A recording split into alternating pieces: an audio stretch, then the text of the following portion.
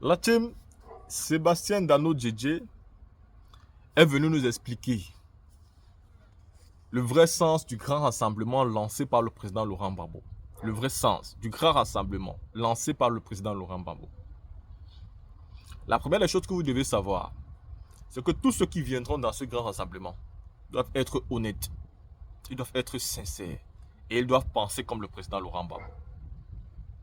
Qu'est-ce que ceci signifie? Aujourd'hui, comment pense le président Laurent Gbagbo? Le président Laurent Gbagbo pense premièrement qu'en 2025, Ouattara ne doit plus être au pouvoir. Ouattara doit quitter le pouvoir. Ce qui signifie que si vous venez dans le grand rassemblement, vous devez penser la même chose. Si vous ne pensez pas la même chose, ne perdez pas votre temps. C'est-à-dire, ne venez pas. La deuxième des choses, le président Laurent Gbagbo pense qu'avant d'aller aux élections, il faut une réforme de la liste électorale. Vous devez penser la même chose. Si vous ne pensez pas de la même chose, ne venez pas.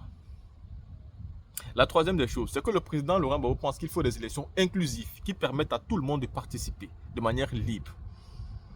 Si vous ne pensez pas la même chose, ne venez pas. Parce qu'il faut être clair. Il faut être clair dès le départ. Et c'est pourquoi Sébastien Dano Djedje a été porté à la tête pour faire ces démarches-là. Et pour dire qui il trouve sincère et qui il trouve pas du tout sincère. Et c'est après ces analyses que les décisions pourront donc sortir de qui pourra être dans l'alliance-là de manière sincère ou de qui ne pourra pas être dans l'alliance-là. Parce que nous allons dans un combat féroce et face à un adversaire qui est prêt à tout pour rester au pouvoir. Et nous ne voulons pas d'une petite alliance sans conviction aucune. C'est-à-dire cette alliance n'est pas simplement circonstancielle parce que il y a de vraies prérogatives dans cette alliance. C'est vrai que cette alliance n'est pas basée sur un projet de gouvernance similaire pour l'instant. Mais cette alliance est basée sur des points importants. C'est-à-dire les points qui d'abord obligent M. Alassane Ouattara de quitter les affaires. C'est l'un des points qui est le plus important. De revoir la liste électorale, où il y a des morts, où il y a des centenaires, où il y a des mamans qui ont accouché 1000 enfants. Il faut revoir ce genre de liste-là. De revoir aussi l'inclusivité de l'élection. Et quand on parle de l'inclusivité de l'élection, il n'y a pas que le nom du président Laurent Gbagbo qui n'est pas à la liste électorale. Mais il y a aussi le nom du président Soro Guillaume, de M. Charles Blé Goudé. Et aujourd'hui, nous ne savons même pas si la candidature de Tidjane Thiam sera approuvée. Donc les gars, nous avons une nécessité de comprendre que l'appel là n'est pas simplement une petite appel de circonstances. Même si ce sont des circonstances, mais ce sont des circonstances très importantes qui nous obligent aujourd'hui à se remettre en question et à préparer une alliance digne de ce nom, capable de faire face à ce gouvernement qui a déjà fait 14 ans au pouvoir, mais qui a non seulement de l'argent, mais aussi les armes pour pouvoir vous empêcher d'arriver, c'est-à-dire d'atteindre vos objectifs. Alassane Ouattara, qui s'implique à déstabiliser les pays d'autrui pour garder son pouvoir. Imaginez-vous chez lui ce qu'il est capable de faire. Et d'ailleurs, il l'a déjà fait, vous le savez. Donc il faut la sincérité. Pour ça, je suis d'accord avec le président Laurent Gbagbo quand il envoie Sébastien Dano Djedje pour juger les pour et les contre de la sincérité de tout un chacun. La team ceci étant dit, je vous laisse maintenant écouter ici ce qu'a dit le ministre Sébastien Dano Djedje. Juste le temps de mettre un peu d'ordre sur les différentes caméras. Il y en a tellement qu'il y a de place sur le plateforme.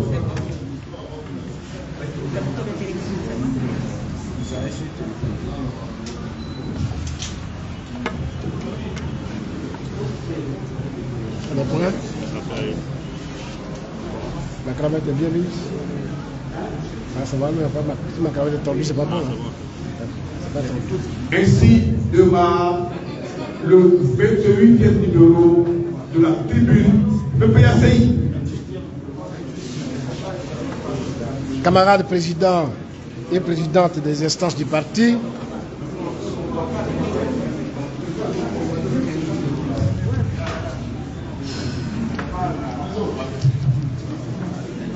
camarades présidents et présidentes des instances du parti, camarades membres de la direction du parti, camarades militants, militantes, mesdames et messieurs les journalistes, hommes et femmes de médias, vous toutes et vous tous qui suivez cette émission en direct, soyez salués et merci d'être là, merci pour vos soutiens constants. thème de ce numéro 28 de la tribune que je vais animer porte sur le discours de son Excellence, Monsieur le Président Laurent Gbagbo à Bonoa, et plus particulièrement sur son appel au rassemblement. Notons que le dimanche 14 juillet 2024, à l'invitation de la population de Bonoa, son Excellence le Président Laurent Gbagbo s'est rendu à Bonoa, où il a bénéficié d'un accueil populaire, chaleureux, amical et fraternel de la pure tradition africaine et la pure tradition du peuple abouré. Je profite de l'occasion que vous m'offrez pour réitérer des remerciements sincères de son Excellence le Président Laurent Gbagbo au roi de Bonoa, Sa Majesté Nana Miesan Kakou Venance et sa notabilité, à l'ensemble des chefs traditionnels de Bonoa, de Yaou et de la région du Sud Comoé, ainsi qu'à leur population pour l'accueil fraternel et chaleureux qu'ils lui ont réservé. Je réitère les remerciements du président Laurent Gbagbo aux membres de sa classe d'âge, les Noudjou Atibele, et au révérend Crédit Valérie François Nobou, prédicateur supérieur de l'église Ariste du Sud Comoé et le prédicatoriat de Benoît. Ces remerciements au maire de la commune de Bonoa, aux camarades Ekra Elidje et l'ensemble du comité d'organisation, ainsi qu'aux militantes et militants et ses partisans, et à toutes les structures du parti pour leur extraordinaire mobilisation. Je réitère aussi le message de soutien et de solidarité à toutes les victimes des crises successives qui endeuillent notre pays. Le président Laurent Gbagbo les assure de son soutien personnel et du soutien du PPACI. Je réitère les vœux du président Laurent Gbagbo pour le prompt rétablissement aux camarades blessés dans l'accident de la circulation intervenu sur le chemin de retour. Ayant dit cela, chers amis, nous allons parler maintenant du meeting du président Laurent Gbagbo à Bonoa. Comme d'habitude, le meeting animé par son Excellence le président Laurent Gbagbo a tenu toutes ses promesses, aussi bien dans la forme que dans le fond. Dans la forme, il s'est mis dans la position d'un père de famille pour s'adresser au peuple de Bonoa parce qu'il se sentait visiblement en famille à Bonoa, chez Kadjo Amagua.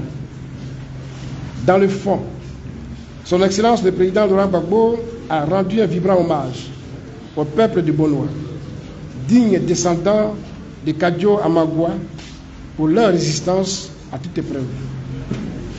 Il a profité de cette occasion pour faire un cours d'histoire à l'auditoire en rappelant la résistance de Samori Touré et de Kadjo Amagua, qui furent déportés au Gabon par l'armée coloniale, comme lui, Gbagbo, fut déporté à La Haye par la communauté internationale. Vous remarquerez que c'était tout un symbole. Tout un symbole. La suite du discours du président a tourné autour de l'actualité politique et sociale, relativement à la malgouvernance du pouvoir qui engendre la souffrance des Ivoiriens dans tous les domaines. On pourra citer la cherté de la vie, les disparitions, la non-gratuité de la carte nationale d'identité, comme si le citoyen devrait acheter sa citoyenneté pour exister. On pourrait parler aussi des impacts environnementaux et sanitaires de l'extraction de l'air, de l'or et de l'orpaillage. De tous les sujets traités, l'appel au rassemblement lancé par son Excellence le président Laurent Gbagbo a retenu l'attention des Ivoiriens parce que très attendu à ce moment précis de notre histoire. Quels sont les fondements de l'appel de Bonoa?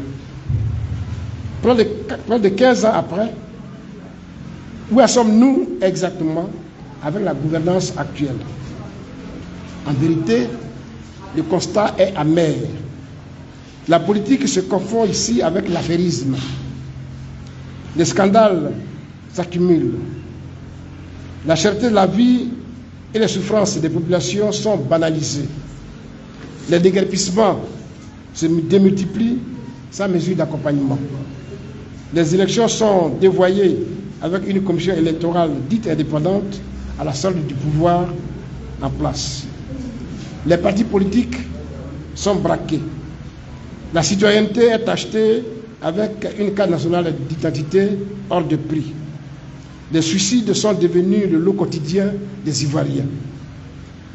Les péages routiers pullulent de partout. L'endettement exponentiel hypothèque la vie de plusieurs générations d'Ivoiriens. La Côte d'Ivoire va droit dans le mur. La Côte d'Ivoire va droit dans le mur si elle n'y est pas déjà. Le flux grossit. Son débit augmente. Il faudra forcément mettre fin à une telle dérive. Voilà pourquoi, le 14 juillet 2024, depuis Bonoa, après une analyse sémiotique de toutes les souffrances du peuple ivoirien, le président Laurent Gbagbo a lancé un appel à ce terme. Il faut que ce gouvernement ne soit plus là en 2025. D'ici, je lance un appel au rassemblement, un appel à toutes les forces politiques, à tous ceux qui, comme nous, pensent que ce gouvernement ne doit plus être là, de venir et ensemble, nous allons travailler. J'ouvre mes bras et j'appelle mes collaborateurs à accepter de discuter avec tous ceux qui veulent nous rejoindre dans ce combat. Mais je veux une discussion franche, une discussion sincère, une discussion honnête. Voilà, chers amis, voilà l'appel de Bonoa. Pourquoi Bonoa? Il est important d'indiquer le choix historique de Bonoa et de la place Kadio Amagua. Lorsqu'on n'est pas un esprit chagrin, on doit savoir que Bonoa est une ville de résistants. Le président Laurent Gbagbo l'a prouvé en citant l'Africain Samori Touré et l'Ivoirien Kadio Amagua, qui est originaire de Bonoa. Ces deux personnalités africaines, ce qui les relie, c'est bien leur appartenance à l'Afrique de l'Ouest. Ces deux résistants à la pénétration occidentale, à la colonisation et à la destruction de nos cultures qui font qu'aujourd'hui, nous sommes pratiquement sans repère historique. En choisissant Bonoa pour lancer son appel, le président Laurent Gbagbo veut dire exactement ce que nous sommes. D'abord, parce que lorsqu'on ne sait pas ce qu'on est, on ne sait jamais où on va. Il vient de le prouver en acte. Lorsqu'il arrive à Bonoa, il affirme que c'est une terre de résistance, de militant qu'il est lui-même.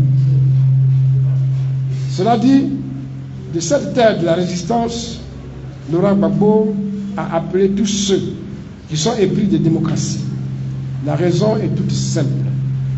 Lorsqu'on veut élargir sa base électorale, ce sont des principes, ce sont des opérateurs, ce sont des facteurs démocratiques qu'on met en avant pour accéder au pouvoir de manière convaincante, pour éviter de contraindre les populations comme cela a été le cas en 2011 avec le RHDP. En 2025, il faudra prendre le pouvoir de façon démocratique. C'est pourquoi il est important d'élargir sa base électorale. L'appel s'adresse à qui? Le président Laurent Gbagbo n'appelle pas la gauche seulement. Il n'appelle pas uniquement les progressistes à venir à lui, mais il appelle le peuple de Côte d'Ivoire, de tous bords, religieux ou politiques, tous ceux et toutes celles qui partage les aspirations de rupture des peuples ivoiriens et africains. Cet appel n'est pas nouveau, comme veulent le faire croire les opinions négationnistes des évidences. À la création du PPACI, Son Excellence le Président Laurent Gbagbo avait déjà lancé un appel au rassemblement. Des partis politiques et des personnes non affiliées au préalable à des partis politiques y ont répondu favorablement et ont rejoint le mouvement fédérateur des forces de rupture lancé par le Président Laurent Gbagbo. L'appel des Bonois, aussi solennel qu'il paraît, est un appel de la volonté que le Président Laurent Gbagbo n'a de cesse d'exprimer depuis son retour de déportation. Cette fois-ci, il a pris soin de préciser les contours de son appel quant au destinataire. Il précise que son appel s'adresse à toutes les personnes de bonne foi qui veulent mener avec lui ce combat loyalement et sans petit calcul personnel. Les précisions du président Laurent Gbagbo sont importantes. La Côte d'Ivoire va mal et il faut de l'engagement et de la détermination pour la faire sortir de l'impasse dans laquelle elle s'engage. Le président Laurent Gbagbo a décidé que le régime RHDP soit défait en 2025. Il sera ainsi avec la volonté de toutes les personnes de bonne volonté qui ont pleine conscience des mutations du monde et des enjeux des élections de 2025. Dans son appel, le président Laurent Gbagbo insiste en indiquant des conditions. Il faut être franc, sincère, honnête. Il ne demande pas que des gens viennent devenir Laurent Gbagbo. Non. Il veut qu'ils viennent dans la franchise, dans l'honnêteté et la sincérité, pour qu'ensemble, ils trouvent le génie ivoirien qui est nécessaire pour le succès de la noble ambition. Nous éviterons ainsi les erreurs du passé. Il faut rappeler que son Excellence le Président Laurent Gbagbo a toujours œuvré pour le rassemblement des forces politiques pour mener ensemble, avec plus d'efficacité, les luttes démocratiques qui s'imposent à nous. Ce fut le cas. La gauche démocratique en 1990, le Front républicain en 1995, le rapprochement avec le PDC-RDA pour la réconciliation nationale en 2018, l'appel aux forces progressistes à l'occasion de la création du PPACI en 2021. Camarades, à partir de l'appel de Laurent Gbagbo, tous ensemble, il faut que nous soyons tous ensemble pour un rassemblement franc, sincère et honnête. En avant avec CAP 2025, je vous remercie pour votre aimable attention.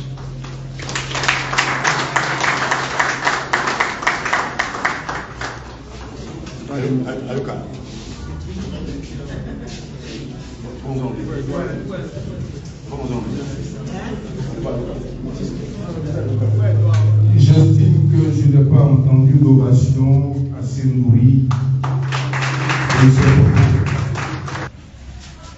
Laurent Gbagbo, en son temps, s'était taillé une liste électorale sur BSU, une liste électorale en sa faveur. Il avait aussi fait un découpage électoral en sa faveur. Quelle est la réponse à cette accusation ou à cette accusation? Merci. Comme on va te laisser parler, je crois qu'il faut laisser de la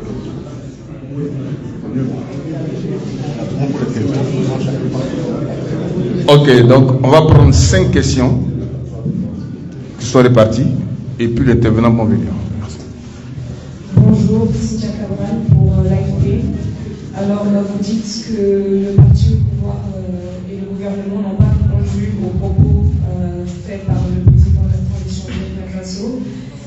Mais hier, lors du point de presse du RHDP, le porte-parole Kobédian Kwasi Adjumani a dit les propos suivants: la Côte d'Ivoire n'a aucun problème avec les pays qui nous environnent. Au contraire, ce sont nos frères et sœurs.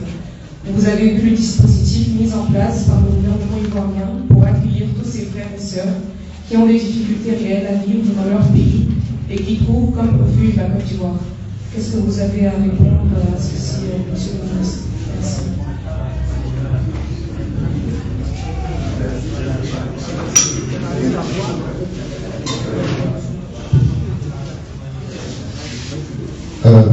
Bonjour au président et puis au ministre Katina.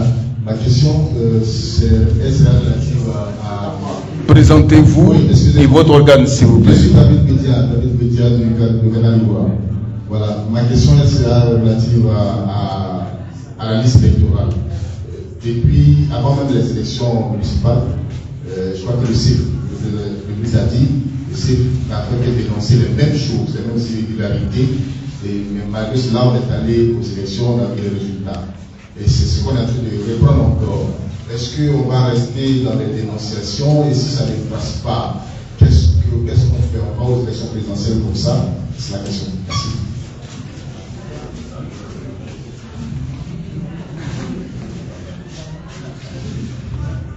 Bonjour, je suis Omar Abdelkader de Soir Info.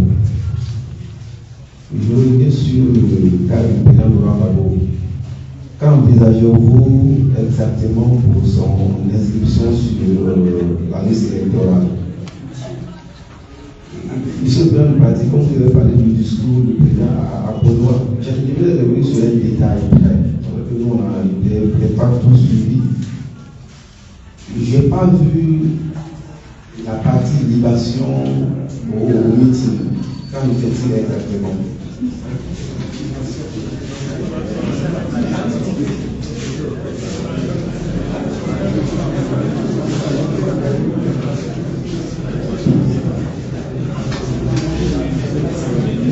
Bonjour, monsieur.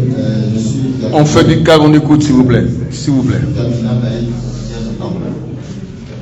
première question est au ministre de la République.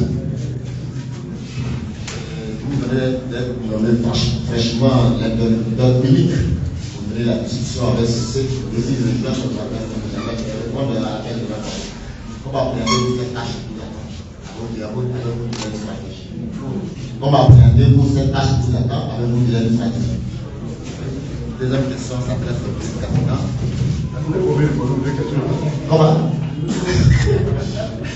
La deuxième question est adressée au ministre Katina. Que répondez-vous peut-être à ceux qui disent que le meilleur audit, c'est la révision de la liste électorale? Le meilleur audit, c'est la révision de la liste électorale. Le meilleur audit, c'est la révision de la liste électorale. Je vais répéter.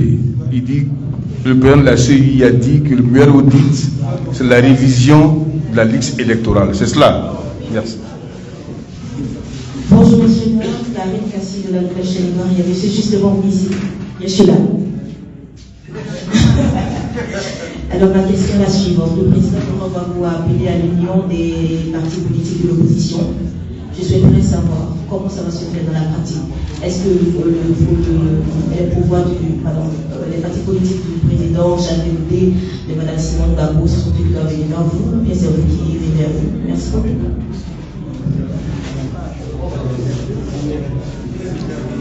Bon, je pense qu'on va arrêter pour les questions pour l'instant et on passe aux réponses. On va commencer par le président exécutif, le professeur Danon Djedje.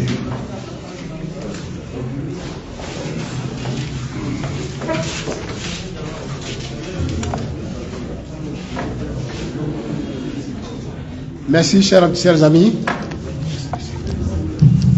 Merci, chers amis.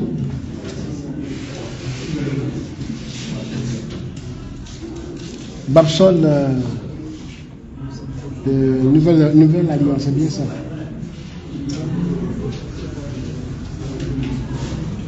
Bien. Les polémiques disent que l'appel du président est venu en retard. C'est bien ça. On dit vaut mieux tard que jamais. C'est ce que l'adage dit.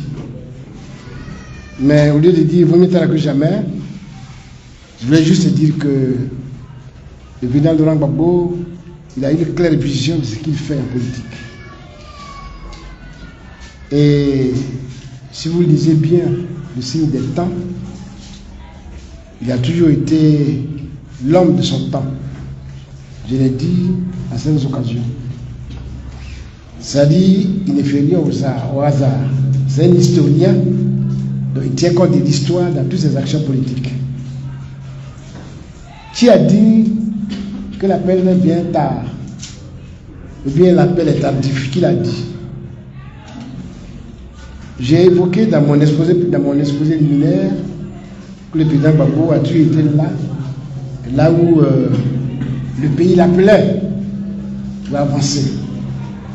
Il a été toujours l'homme qui lance les appels quand il faut dans l'intérieur du pays. Vous vous souvenez très bien que lorsque le président Houphouët-Boigny est décédé et que son propre camp menait des tours de sorcellerie ou de sorciers autour de sa dépouille, le président Gbagbo a été le premier à lancer l'appel à la sérénité et au calme pour dire un baobab s'est couché, attirons-le dignement et nous reprendrons notre bataille politique. C'est le président Gbagbo qui l'avait dit. Il a toujours été comme ça. Et je l'ai dit aussi dans mon exposé que plusieurs fois, il a lancé l'appel.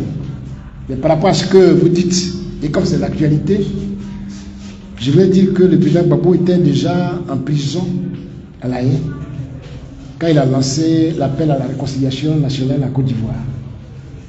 Il n'a peut-être pas bien lu ou écouté ce que j'ai dit, mais c'est à partir de cet instant-là que nous autres, Front Populaire d'avant, PPACI aujourd'hui, nous sommes rapprochés du PDCRDA. Et nous avons conclu ce que vous avez appelé, peut-être par déformation, alliance. Qui n'était pas en réalité l'alliance, c'était un rapprochement.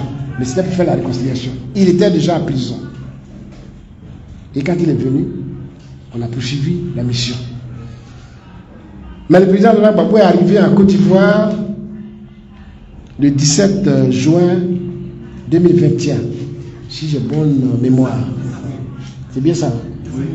Juin 17 juin 2021. 3 mois plus tard, mais je vais dire même avant ces 3 mois, mais 3 mois plus tard, il a créé un parti politique qu'on appelait PPACI. Avant ça, il a lancé l'appel à toute la Côte d'Ivoire, à tous les Ivoiriens, pour venir à lui, pour créer un nouvel appareil. J'oublie exactement la date qui a eu lieu à Trècheville, pour parler de la culture. 9 août, merci beaucoup. Donc voilà l'homme. À chaque fois que les problèmes se posent à la Côte d'Ivoire, il prend des décisions et il fait appel au rassemblement. Il n'agit jamais seul. Donc si les gens disent que ça devient tard, ils ne connaissent pas l'histoire politique de la Côte d'Ivoire. Mais je vais consensus, c'est leur opinion. Je vais dire moi que le président Laurent Gbagbo, depuis La Haye, où il était en prison, déporté, après sa déportation, quand il est revenu, il a été le premier à lancer l'appel aux Ivoiriens. Alors s'ils n'ont pas répondu à ce moment-là, c'est leur problème. Mais j'avais dit à l'époque, parce que j'ai eu la chance de présider le congrès constitutif, c'est bien ça. Voilà, donc, merci beaucoup. Ce retard-là, c'est par rapport à quoi? Ce retard-là, c'est par rapport à quoi? C'est la question que je n'ai pu me poser au début. Je n'ai pas posé, mais je reviens là-dessus maintenant, sur le conseil de mes amis, par rapport à quoi? Donc, il faut être honnête. Et c'est pour cela qu'on dit aujourd'hui, il ouvre les bras, mais il faut venir de façon honnête, de façon franche, de façon sincère. Il y a beaucoup qui diront tout ce qu'ils ont à dire. Hein. Donc, cher ami, il n'est pas tard. Gbagbo a lancé son appel quand il fallait le lancer. C'est maintenant qu'il fallait lancer cet appel, et c'est là qu'il a lancé à Bonois. Et j'ai dit pourquoi à Bonois. Donc on peut s'en tenir à ça. L'objectif principal, c'est que nous avons en face de nous un groupe de personnes, un groupe d'amis, un groupe de familles qui gèrent notre pays de façon clanique. Et j'ai évoqué la litanie de tout ce que nous voyons comme tard vis-à-vis de cette malgouvernance. Par rapport à ça, il faut que les Ivoiriens se mettent ensemble pour booster, hors d'état de nuire, ces gouvernants actuels. Donc la mission principale de l'appel de Laurent Gbagbo, c'est de dire, mettons-nous ensemble pour dégager ce pouvoir-là. de façon démocratique. Il faut qu'on soit clair, de façon démocratique. Et comme en démocratie, il faut se compter, il veut compter sur les Ivoiriens qui pensent comme lui. Maintenant, si tu arrives, que tu ne passes pas comme lui, on le saura. Mais ce n'est pas la peine de venir. Ce n'est pas la peine de venir si tu ne passes pas comme lui. Si tu n'as pas le même objectif que lui, ce n'est pas la peine. Et c'est pour ça que je vais répondre à la question de mon ami. La dernière question de le temps, qui me dit qu'on m'a confié une mission. Je voudrais à ce titre-là dire que je suis très honoré. Et je remercie sincèrement le président Laurent Gbagbo de me faire confiance. C'est un honneur pour moi et je vais essayer de mériter cette confiance. C'est une mission qui me vient de m'être confiée il n'y a que 2 jours. Donc laissez-moi le temps de m'organiser. Laissez-moi le temps de m'organiser et après on se reverra. Mais déjà, je dis grandement merci au président Laurent Gbagbo et avec le soutien des camarades et de tous les Ivoiriens, nous ferons ce que nous avons à faire. Le deuxième intervenant qui me concerne, c'est, bon, ça c'est Katina connaît, la libation. Ça c'est mon ami de Soir Info. J'ai parlé du discours du président Laurent Gbagbo et il a parlé de libation. Je ne vois pas tellement la liaison entre discours et libation, mais chose. Ça dit, des gens prennent dans ce pays la libation comme quelque chose comme ça de banal. On fait les libations pour les libations et quand on veut te faire plaisir, on fait les libations. Mais dans notre tradition, les libations se font toujours le matin. Et à jeun en plus. Si par modernisation, bien par modernisme, on a déplacé ça vers 10 heures, on considère que c'est encore le matin.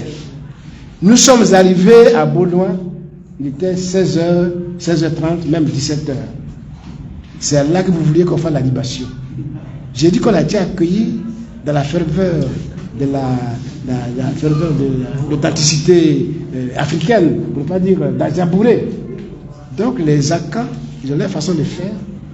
Le moment n'était pas choisi à ce temps précis-là pour faire une libation. Ils ne doivent pas faire la libation. Mais qu'est-ce que la libation vient faire dans notre affaire politique? Qu'est-ce que la libation vient faire dans notre affaire politique? Je ne comprends pas. On met aujourd'hui la libation dans notre affaire politique pour dire, bon, si on a fait la libation, tu es populaire, mais si on a fait la libation, tu vas être élu. Je ne comprends pas. La libation, qu'est-ce que ça vient chercher dans notre affaire? Et les gens font leur chou gras. Je suis vraiment déçu des Ivoiriens. Et je suis déçu des journalistes qui se pressent à ce jeu. C'est vrai, c'est des adversaires, ils peuvent toujours dire ce qu'ils veulent, mais c'est pitoyable. C'est pitoyable. Laissons les Abourés là où ils sont. Le président Laurent Gbagbo les a remerciés et j'ai réitéré ces remerciements au nom du président Laurent Gbagbo. Laissons-les. Ils nous ont accueillis dans une chaleur incroyable. Ils étaient tout heureux. Et nous sommes allés à la cour royale. Et tout s'est passé à la cour royale. La libation dont il parle. Évidemment, le journaliste n'était pas dans la maison du roi, donc il n'a peut-être pas vu.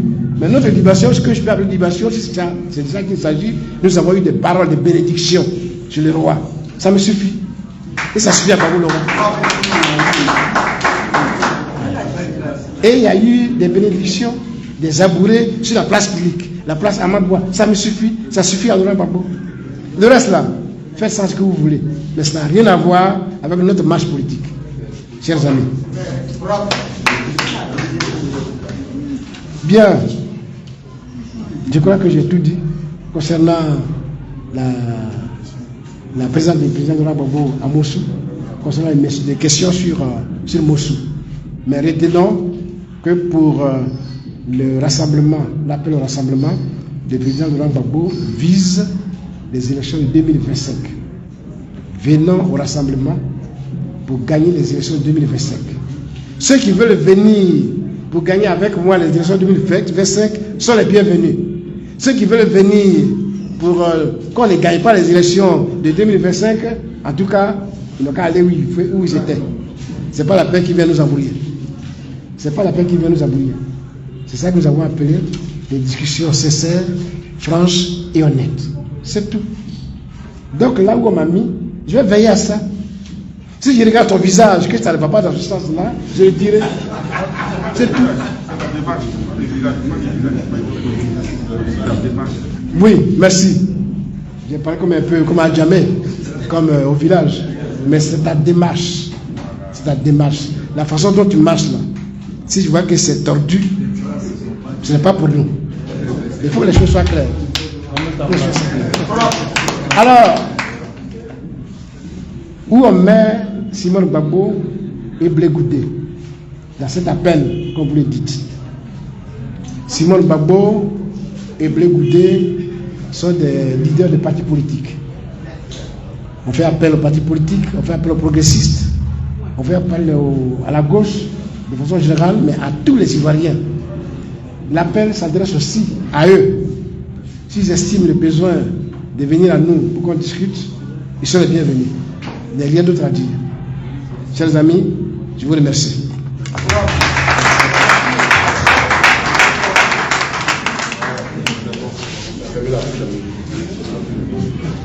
Je pense que les